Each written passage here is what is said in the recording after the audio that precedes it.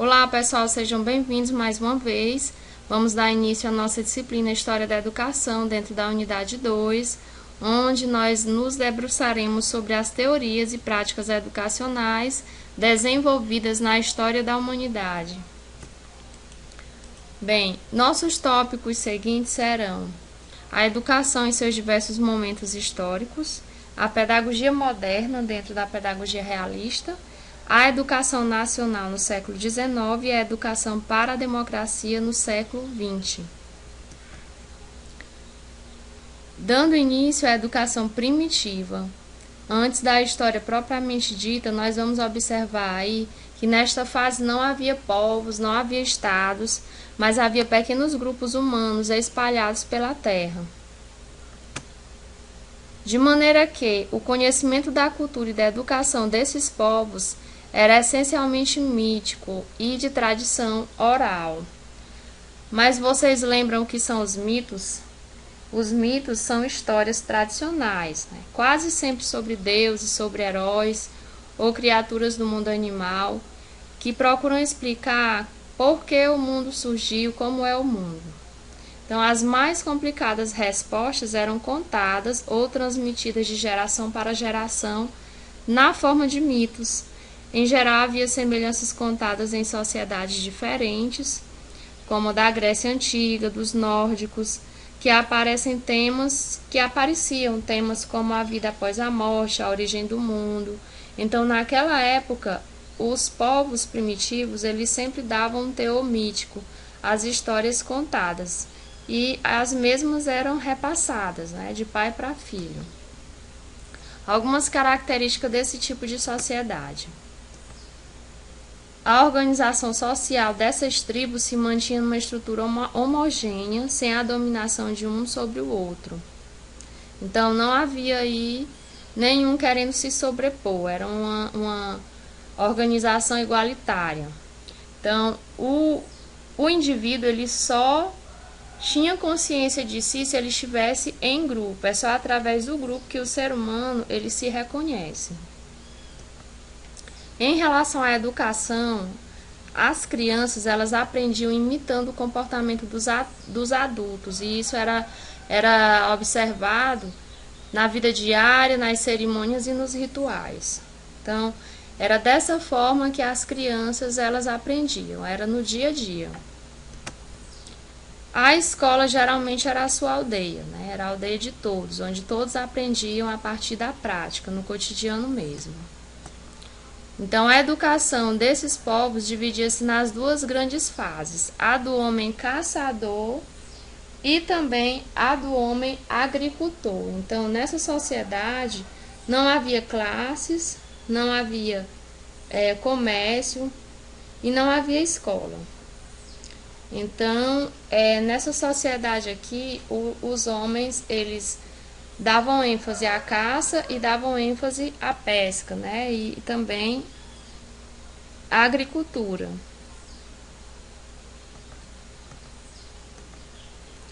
E a educação oriental? Bem, a educação oriental dos povos que já existiam civilizações desenvolvidas compreendem os países como a Índia, o Egito, a Arábia, a China, o povo hebreu. Então, nesta fase que foi desenvolvida no Oriente, como o próprio nome já diz, a educação oriental,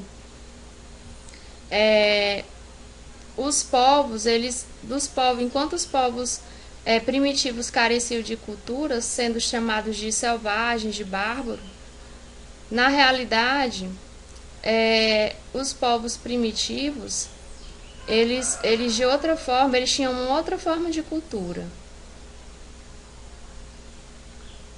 Na educação oriental, a gente vai observar aí que surgiu a escrita, a transição da sociedade primitiva para a civilização, surgiu também aí as cidades, o Estado, e eles procuravam manter a cultura dominante deles através da educação. Então, tudo isso a gente vai ver logo mais à frente. Entre as primeiras sociedades civilizadas estão as chamadas orientais, como a China, a Índia, o Egito, a Palestina, dentre outras que ainda com as características muito peculiares apresentam traços comuns. Então elas têm uma organização, como eu acabei de citar, né?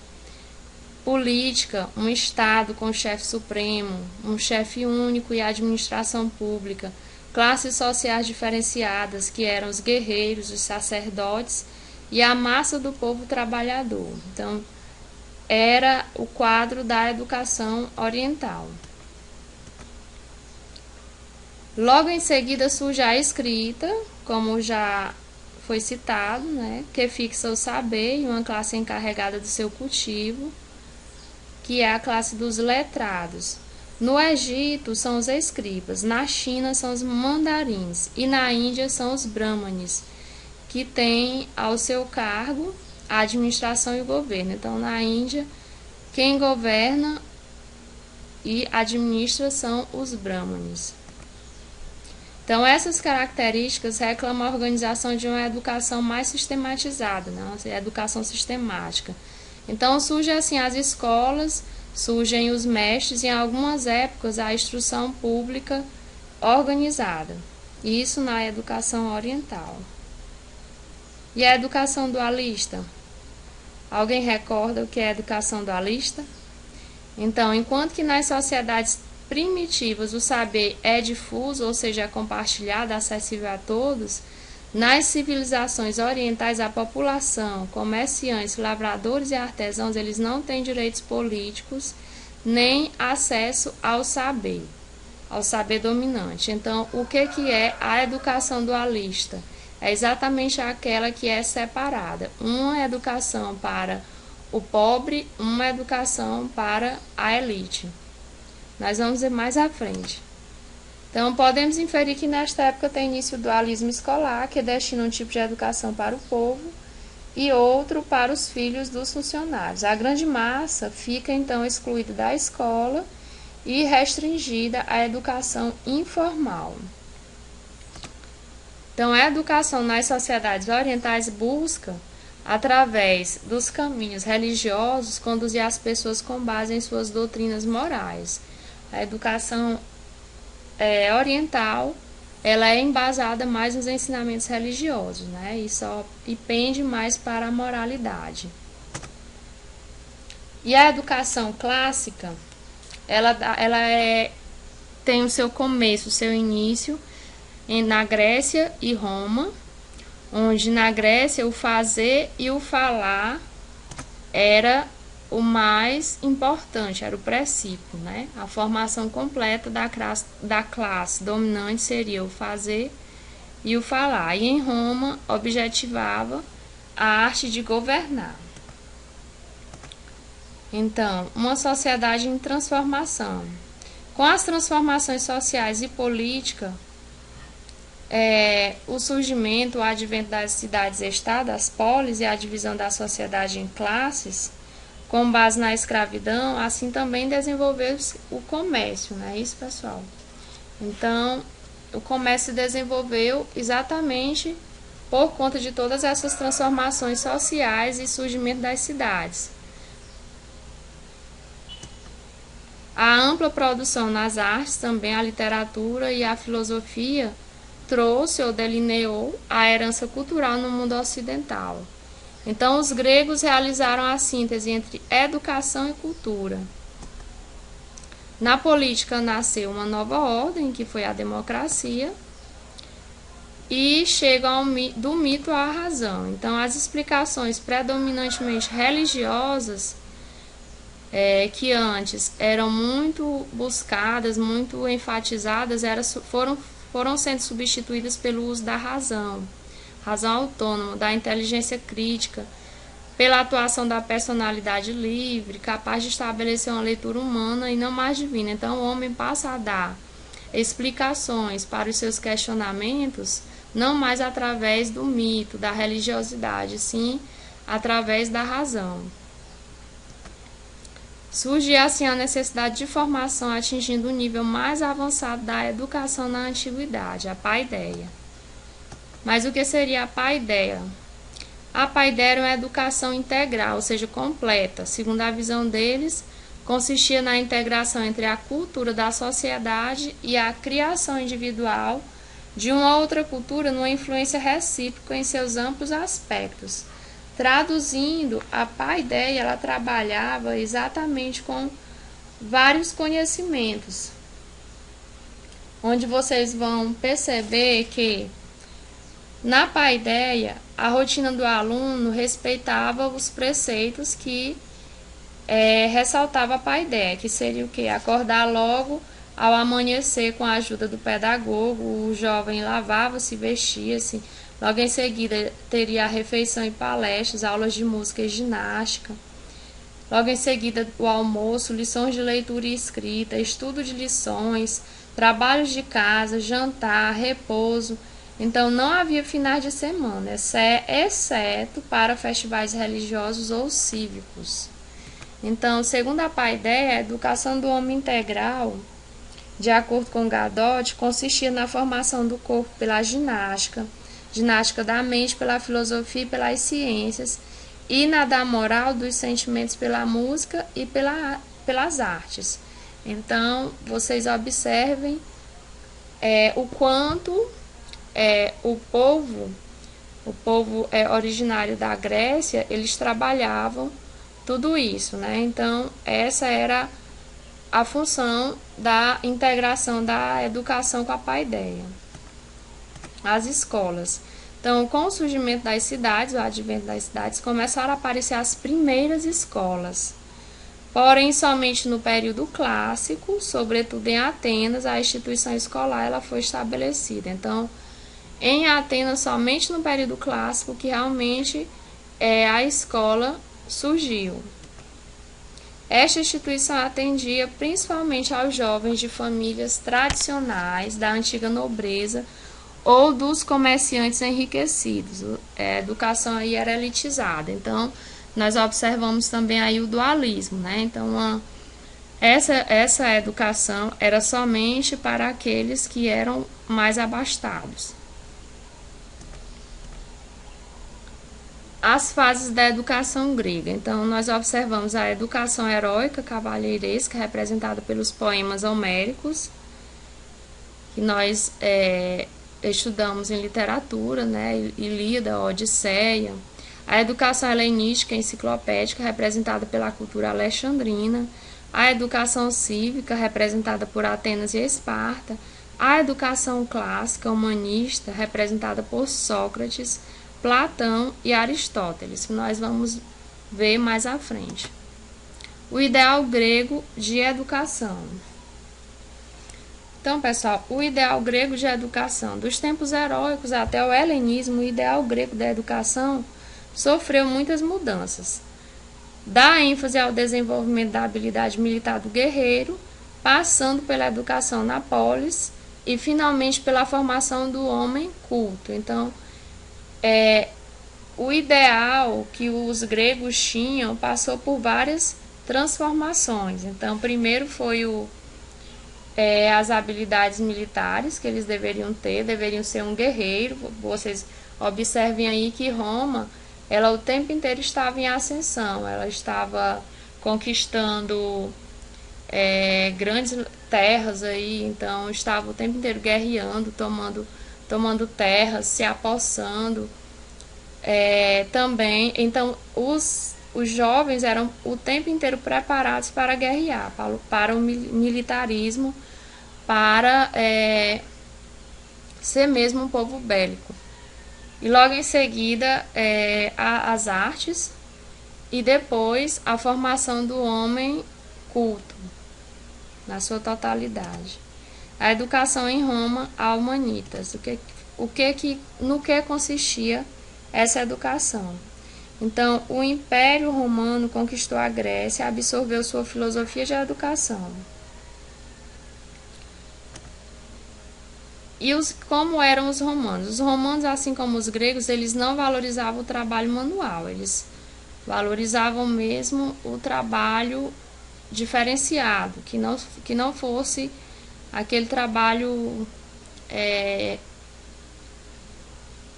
de artesão, trabalho manual. Os seus estudos são essencialmente humanistas, estendendo-se a humanitas, que era a tradução de paideia, como aquela cultura geral que transcende os interesses locais e nacionais. Então, anteriormente eu havia citado para vocês toda a rotina do aluno que respeitava os preceitos da paideia, que era muito estudo, muita aula de música, muita ginástica, muita leitura. Então, respeito aos festivais religiosos, cívicos. Então, toda essa era a rotina desses alunos. E a divisão da educação romana, então nós podemos dividir a história da cultura e a história da educação romana em 3 períodos: realeza, que é referente à educação da época heróico-patrícia, e do século V ao século III a.C. Bem, infelizmente não se tem notícia referente à educação na época monárquica, mas a educação da república tinha caráter que era aristocrático. E somente mais tarde começaram a participar dela os plebeus. A educação destinada aos aristocráticos, como seria? Então, visava perpetuar os valores de sangue e cultura dos ancestrais. Então, nessa época, a influência da família era poderosa. Quem vinha de uma família abastada, uma família de nome, os seus valores eram o tempo inteiro perpetuados. E a educação romana? A educação romana, que era eminentemente moral, era mais que intelectual, né? Então, eles davam muita ênfase à moralidade. A educação destinada aos romanos era a educação pela ação, para a vida e pela vida, sem escola, já que era exercida por professores particulares. A educação romana também nós vamos observar que não existia democratização. A educação dava ênfase à formação moral e física, que era a formação do guerreiro, como eu já citei antes, e era enfatizado também o ideal dos direitos e deveres. A segunda fase, chamada República, tem início com a queda do último rei etrusco. Nessa fase, os únicos a exercer os cargos políticos eram os patrícios. Então, prevalece então a luta entre os patrícios e os plebeus. Com o desenvolvimento do comércio e o enriquecimento de uma certa camada de plebeus, e início da expansão romana, tornam mais complexa a sociedade emergente. Então, realmente, quando os plebeus eles começam a ter um pouquinho de ascensão, a sociedade ela se torna mais complicada de ser administrada. Então, surge aí um novo modo de educar. As escolas elementares particulares, que era chamada Ludi Magister, nas quais se aprende a ler, a escrever e a contar, dos 7 aos 12 anos.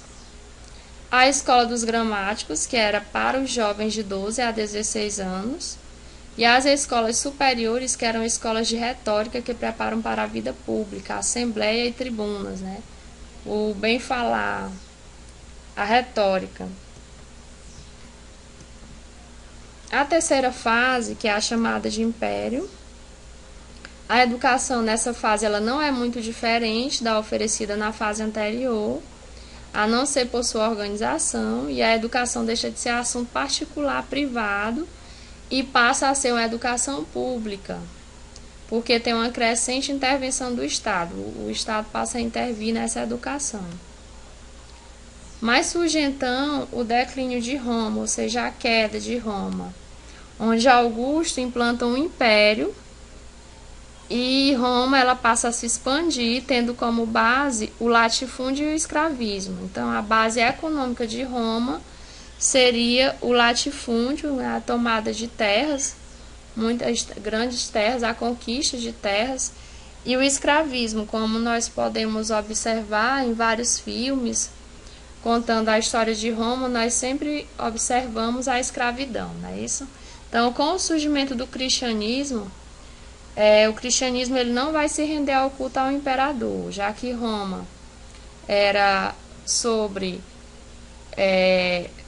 o império, então os cristãos eles nunca se rendem ao culto ao imperador, eles se rebelam.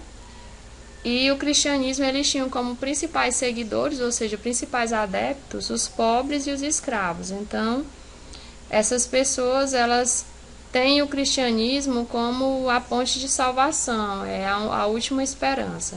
Então, com o nascimento de Cristo, as ideias dele, né, do cristianismo, elas são espalhadas além da Palestina. Mas logo em seguida nós vamos acompanhar aqui a queda de Roma, o seu declínio, né? Então, o cristianismo, como nós sabemos, ele foi largamente perseguido no Império Romano, né? Então, a mensagem de Cristo era de igualdade, de amor, de fraternidade. Então, essa mensagem ela nega o caráter do divino do imperador, né? Porque o imperador ele se autodenominava Deus aqui na Terra. Então essa mensagem do cristianismo nega, não crê. Então os seguidores de Cristo se rebelam e não têm o imperador como seu Deus. Então isso vai causando fúria, né, nos imperadores. E a escravidão ela o tempo inteiro continua prevalecendo. Então, a escravidão, além do fato da negação do cristianismo, contribui para a desagregação, ou seja, a desestruturação da base do império.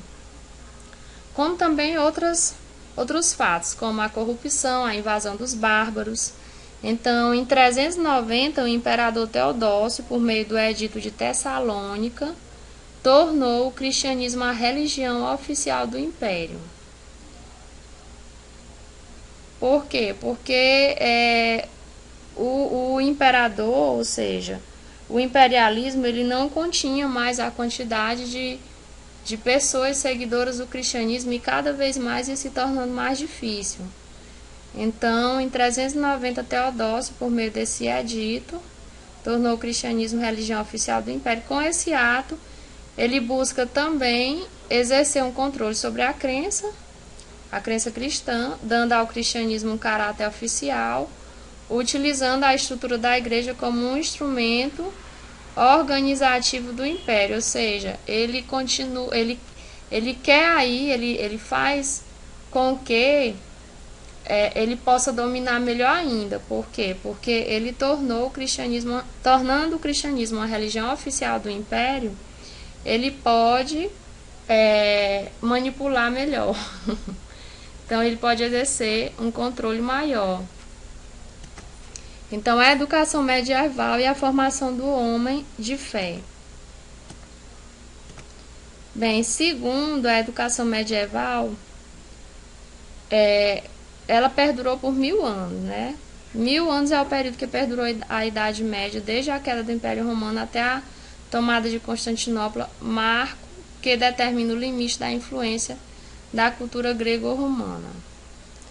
Então, por 1000 anos prevaleceu, né, essa cultura. Então, com a insegurança provocada pelas invasões bárbaras e a expansão muçulmana, acontece aí o despovoamento das cidades, né, culminando com o processo de ruralização, e uma nova ordem se estabelece sobre toda essa realidade, sob a égide da suzerania e vassalagem. O que é a suzerania e vassalagem? É exatamente o domínio do rei sobre o seu vassalo. Então, o rei dominava, ou melhor, o vassalo devia obrigações ao seu suzerano e ele, por assim só podia ficar naquelas terras. Então, a vassalagem era exatamente o respeito e a obediência ao seu suzerano. Quem era o suzerano? Era aquele que possuía todo o domínio do território.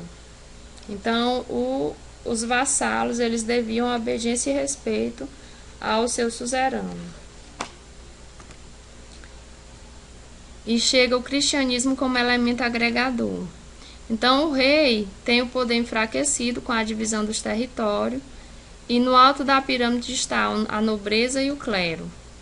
A condição social dos homens é determinada pela sua relação com a terra, por isso a nobreza e o clero, que são os proprietários de terra, têm poder e liberdade. Então, do outro lado estão os servos, que são obrigados a prestar serviço para os detentores, para aqueles que são os donos da terra. E o cristianismo surge nesse contexto como elemento agregador, uma nova força espiritual que aconteceu à cultura antiga, prevalecendo-a mais submetendo a seu crivo ideológico, que é a igreja cristã. Então, quais são as características da educação medieval? Então, o ponto de início é a doutrina da Igreja Católica, não é isso, gente? Nós vamos ver logo em seguida.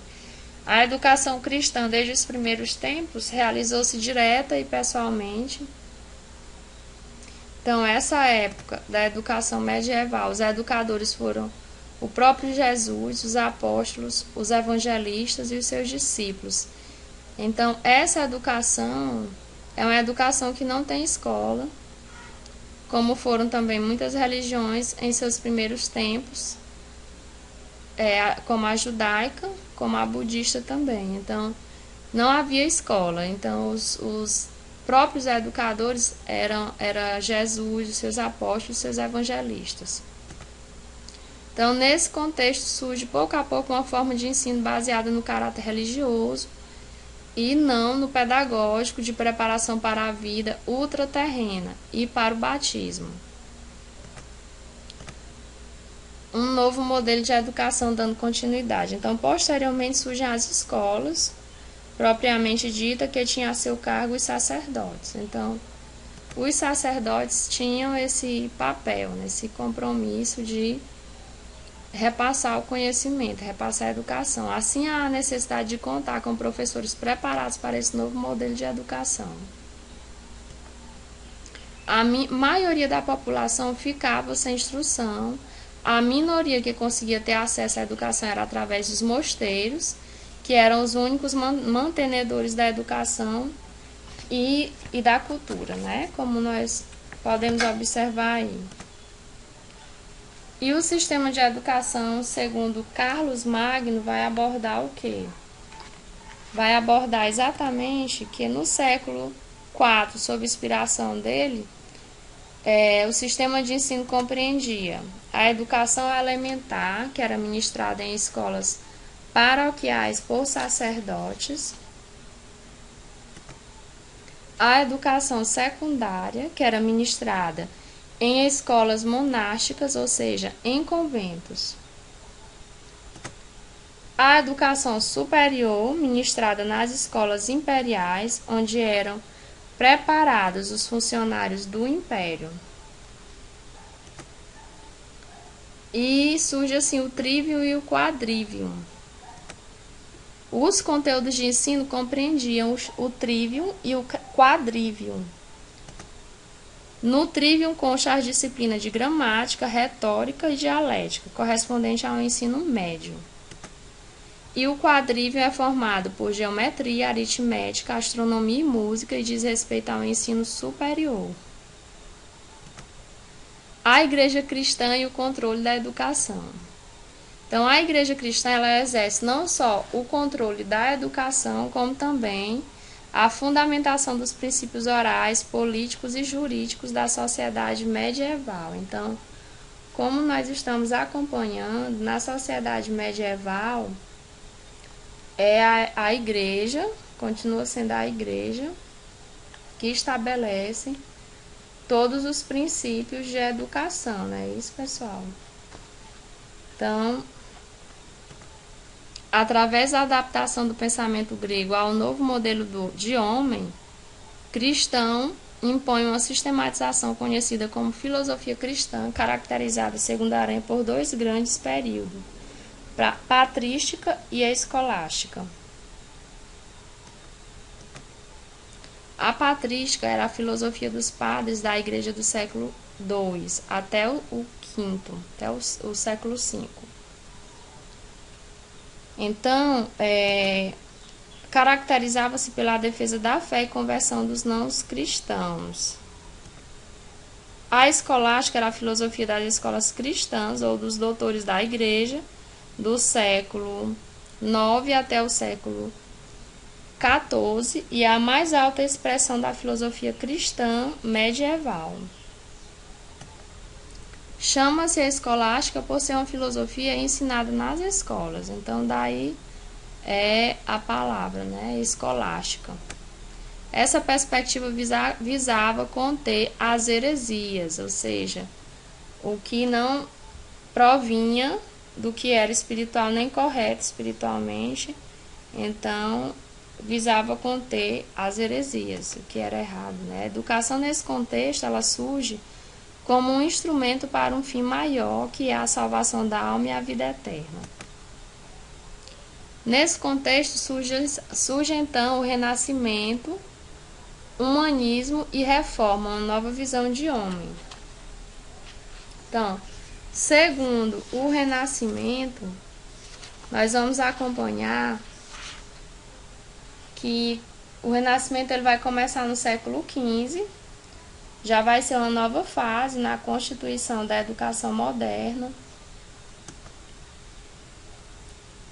E o olhar do homem, ele vai desviar-se do céu para a terra, segundo a concepção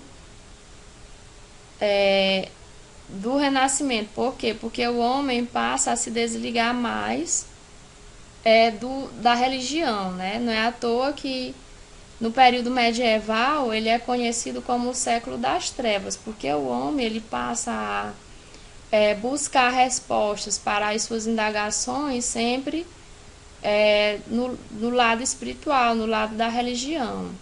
Mas com o Renascimento ele se desvincula, ele se desliga e ele passa a se desviar. Por isso, essa citação do homem desviar-se do céu para a terra.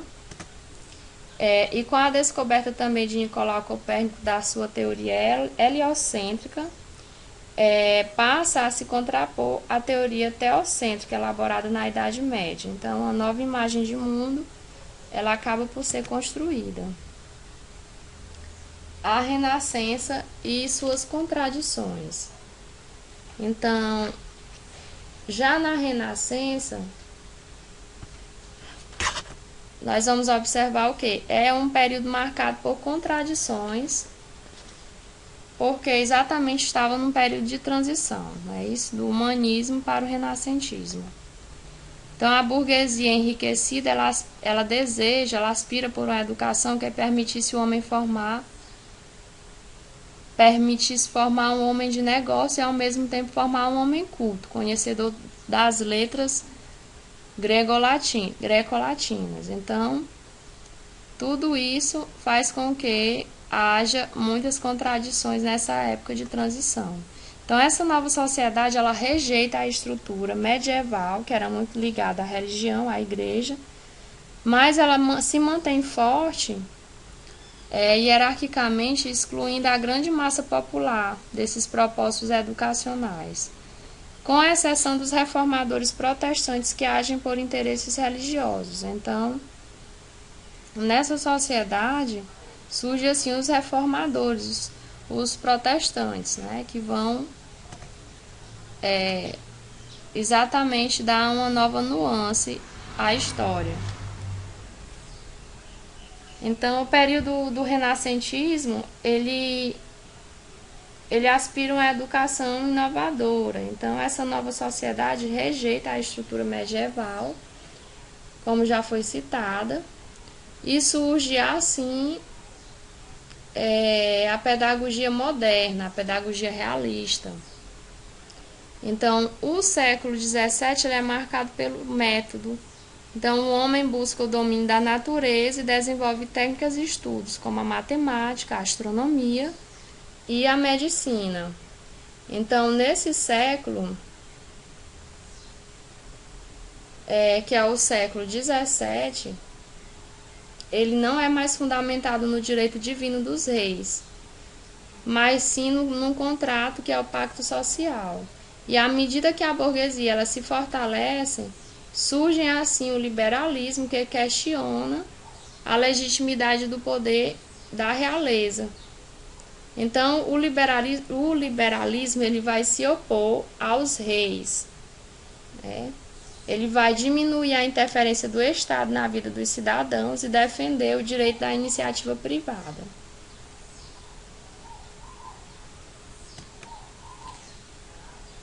A modernidade ela vai marcar o abandono das explicações religiosas, como já foi dito, é a busca pela autonomia da razão. Com isso, o pensamento moderno ele é caracterizado por ser antropocêntrico, ou seja, é o homem em primeiro lugar, uma vez que privilegia a dimensão humana acima de todos os aspectos. E chegam os filósofos que discutem sobre a teoria do conhecimento e o problema do método, não é isso, pessoal?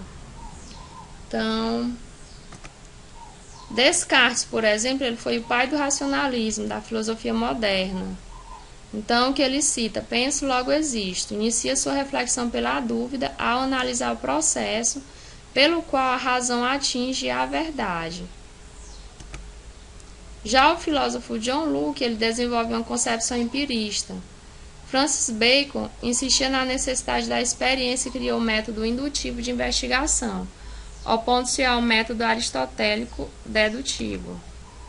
Já Galileu Galilei, o seu método resulta no encontro da experimentação com a matemática, da ciência com a técnica e vai influenciar a revolução científica. Já o método na educação, nós vamos observar que a pedagogia realista ela prefere o rigor das ciências na natureza.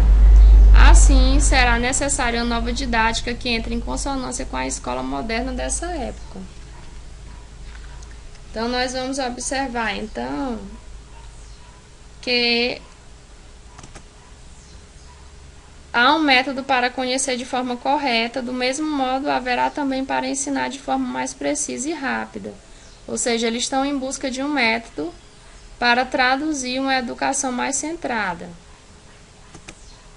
Nessa perspectiva, Comênio, que é um pastor protestante, escreve a obra Didática Magna, que é considerada um método pedagógico para ensinar com rapidez e eficiência.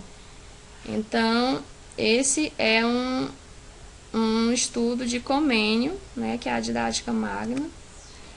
E Locke e Comênio também trouxe vários estudos, né? Um outro teórico que exerceu grande influência no século XVII foi John Locke, como já afirmamos. Uma das suas grandes obras, na qual expressa sua teoria, chama-se Pensamento sobre a Educação. Locke propõe para a educação o tríplice desenvolvimento físico, moral e intelectual. Então, ele busca integrar esses conhecimentos para que esse homem possa ser desenvolvido. Então, ele propõe uma educação tríplice. Ao contrário de Comênio, Locke não defende a universalização da educação, ou seja, a educação, segundo a visão de Comênio, não seria igualitária, né? Ela seria dualista. Para ele, a formação dos que irão governar e a formação daqueles que serão governados devem ser diferenciadas. Então, daí o caráter elitista da educação. Nós chegamos agora no século das luzes, onde a educação racionalista e naturalista, que é o ideal liberal de educação. Então, de acordo com Gadot, 2001, a Idade Moderna ela compreende o período de 1453 a 1789. Então, nesse período predominou o regime absolutista. Então, a concentração do poder era nas mãos do clero e da nobreza. Então, o século XVIII, que é conhecido como o século das luzes, do iluminismo e da ilustração, é conhecido por isso pelo apego à racionalidade e à luta em favor das liberdades individuais. Então, por isso é esse entrelace, esse nome, século das luzes. Então, o iluminismo é um período muito rico em reflexões pedagógicas. Nesse movimento, nesse século, nós vamos observar que acontecem aí vários aspectos marcantes, e esses aspectos acontecem na pedagogia política, que é centrada no esforço para tornar a escola laica, ou seja, desvinculada da religião e função do Estado. Então, as correntes de pensamento que fundamentam a pedagogia da Ilustração. Nós vamos observar que essa pedagogia, numa primeira fase, predomina as ideias intelectualísticas e sensorialistas. Diderot, organizador ativo dessa obra, a enciclopédia, é um dos que defendem a educação democrática, aconselhando a universalização da instrução. Na segunda fase predominam as ideias naturalistas de Rousseau, Jean-Jacques Rousseau. E o que Rousseau ele enfatiza? Ele enfatiza, centraliza os interesses pedagógicos no aluno. Então, ele critica a educação intelectualística, formal, livresca, mas ele valoriza a experiência, a educação que é ativa e voltada para a vida, para a prática, para o sentido da educação natural do educando. E na terceira fase surge aí o idealismo de Kant, que, influenciado por Rousseau, acreditava que o homem é o que a educação faz dele, destacando seus aspectos morais sobre os intelectuais na formação dos jovens. Então, ele era muito influenciado pelas ideias de Rousseau, né? Então, a educação, nesse caso aí, para eles, deveria ser um instrumento de felicidade e não de punição. Então, para Rousseau, a escola, a definição de educação para ele não deveria ser ligada, atrelada à escola. A educação nacional no século XIX. Então, até o século XVIII, a educação ela tinha um caráter geral. Então, o século XIX se afirma o aspecto nacional de um caráter cívico ao ensino de cada país, em forma de educação patriótica e nacionalista. Assim como em todas as épocas anteriores no século XIX, a educação esteve ligada aos acontecimentos políticos e sociais. De fato, várias são as transformações ocorridas no século XIX. Então, a educação nacional ela veio com um cunho mais patriótico, mais nacionalista. Então, com o impacto da Revolução Industrial neste aspecto, origina-se a concentração de grandes massas da população e a necessidade de cuidar da educação. Então, houve um esforço para que essa educação, do ponto de vista nacional, do qual procedem os sistemas nacionais de educação e as grandes leis de instrução pública de todos os países europeus e americanos.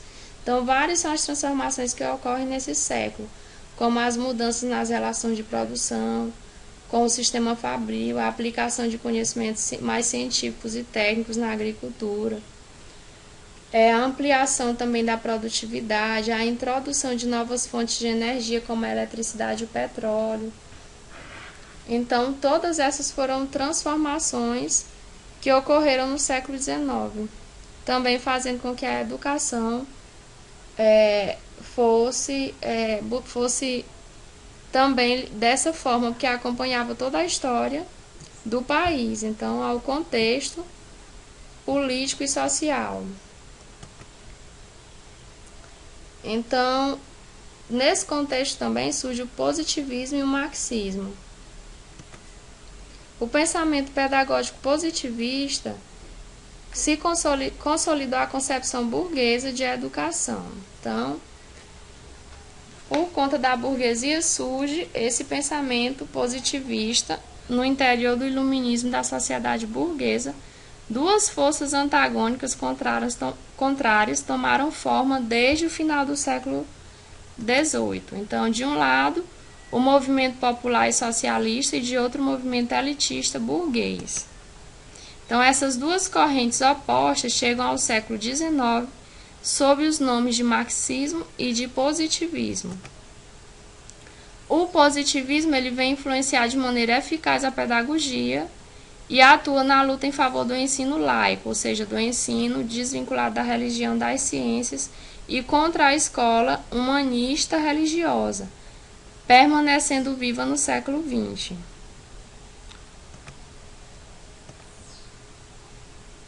A educação nacional no século XIX. Então, na primeira metade do século XIX, predomina a corrente idealista, e na segunda metade predomina a realista e positivista, como já foi mencionado.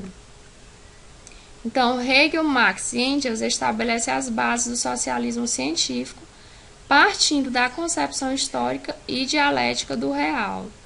Então, a concepção socialista da educação se opõe à concepção burguesa, já que se forma no seio do movimento popular pela democratização do ensino e já defende uma escola diferente, que é uma escola gratuita, de acesso para todas as crianças, provocando grandes alterações na concepção pedagógica.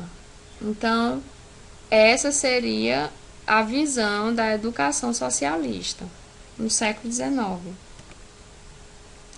Chegamos aí, então, na educação para a democracia no século XX.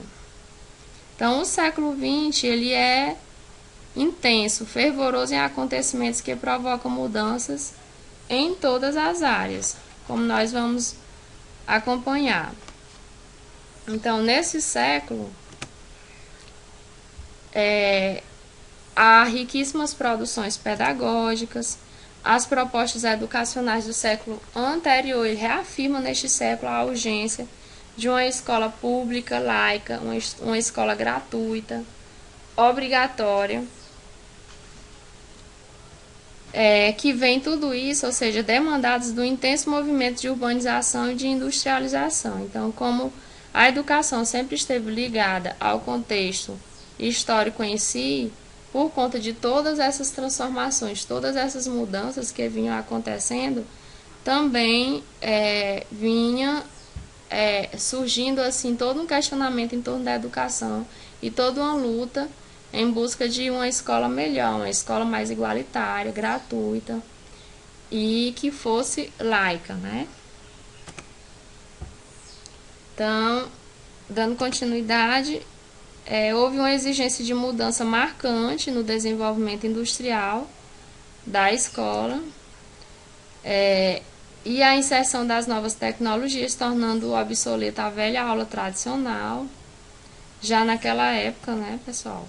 Então, a necessidade da utilização de retroprojetores, recursos audiovisuais, filmes, televisão, computadores, tudo para mudar a rotina das aulas maçantes. E surge também a sociologia de Durkheim, onde esse sociólogo ele tenta contribuir da melhor forma, tanto em relação à sociedade, aos fatos sociais, às transformações ocorridas, como também ele procura fazer toda a análise das relações entre escola e sociedade. Então, é neste século que a corrente positivista ela sofre muitas críticas pelos filósofos da linha fenomenológica, que são os frankfurtianos e muitos outros. Então, ao enfatizar a ciência como a redentora, como a salvadora da humanidade, eles citam que ela coloca à margem da influência social e política as pesquisas científicas. Então, eles vão criticar, assim, essa corrente positivista. Uma outra concepção surge, emerge no contexto do século XX, que é a corrente do pragmatismo, que também vai se opor a toda a filosofia idealista. Então, o principal representante é William James. E surge também o filósofo Dewey, que é influenciado pelo pragmatismo de William James, prefere usar as expressões instrumentalismo ou funcionalismo para identificar a sua teoria.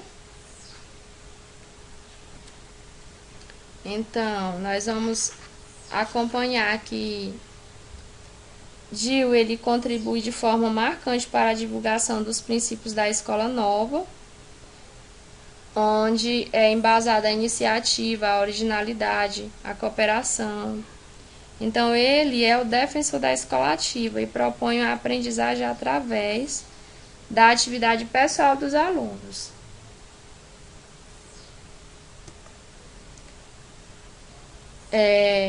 Então, ele contribui para a divulgação de princípios da escola nova. Ele foi defensor também, como já falei, da escola ativa. E, como já foi dito, propõe tudo isso através da atividade prática, atividade pessoal dos alunos, né? Então, todos esses pensamentos, essa perspectiva rejeita a educação pela instrução a troco de críticas, né? A educação tradicional, a educação intelectualística, memorística. Ele vai criticar toda essa educação. Ele considera que a escola é a própria vida e não espaço de preparação para a vida.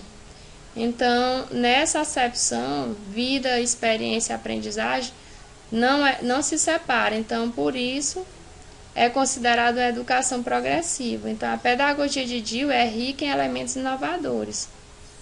Mas logo em seguida nós vamos ver que é criticado por dar ênfase a métodos e técnicas, se esquecendo dos conteúdos. Então, a escola nova representa o movimento mais rigoroso de renovação da educação, depois da criação da escola pública burguesa. Então, é essa escola nova que dá um ápice, né? Dá uma renovação. Por educação nova, entendemos a corrente que trata de mudar o rumo da educação tradicional, educação intelectualística e livresca, dando-lhe um sentido vivo e ativo, segundo Luz Uriaga. Então, por isso, esse movimento é também chamado de escola ativa. Essas escolas valorizam a educação integral, a educação prática, a vida no campo, a coeducação, a educação individualizada. Uma outra perspectiva emergente são as teorias socialistas. Dentre as correntes sustentadoras dessas teorias socialistas, temos a teoria crítica, os críticos reprodutivistas e os progressistas, que eu acredito que vocês vão estudar muito ainda, bem como a histórico-social de Lev Seminovich Vygotsky, na qual afirma que a aquisição do conhecimento pelo indivíduo ele não se faz de forma direta, né? Ele se faz por meio da mediação de sistemas simbólicos. Então, muitas mudanças aconteceram no início do século XX que vão influenciar novas concepções sobre a educação durante todo o seu decorrer e vai assinar para novas compreensões acerca da natureza humana, do sentido da educação, do ensino, da aprendizagem. Então, nós chegamos assim na educação no terceiro milênio.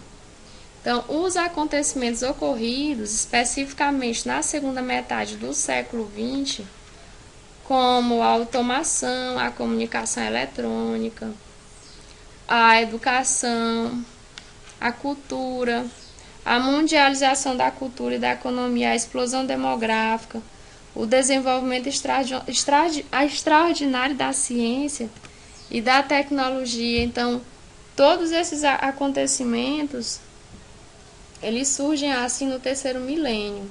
É isso, pessoal.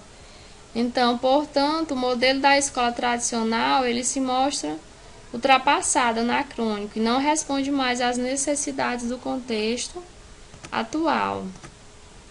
Os desafios da educação para o terceiro milênio devem levar em consideração o impacto da imagem e a importância da mídia. Então, a sociedade informatizada se caracteriza pela abundância da informação, e esta tem que estar a favor da libertação do homem em todos os sentidos.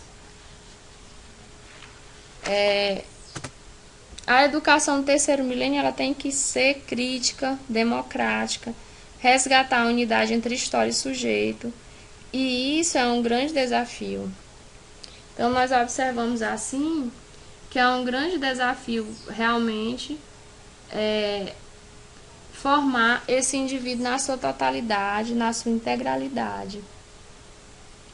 Então, nós observamos aí que a mídia ela alcançou um lugar dominante no dia a dia da vida das pessoas. Então, ela cria demandas, ela orienta costumes, hábitos da civilização.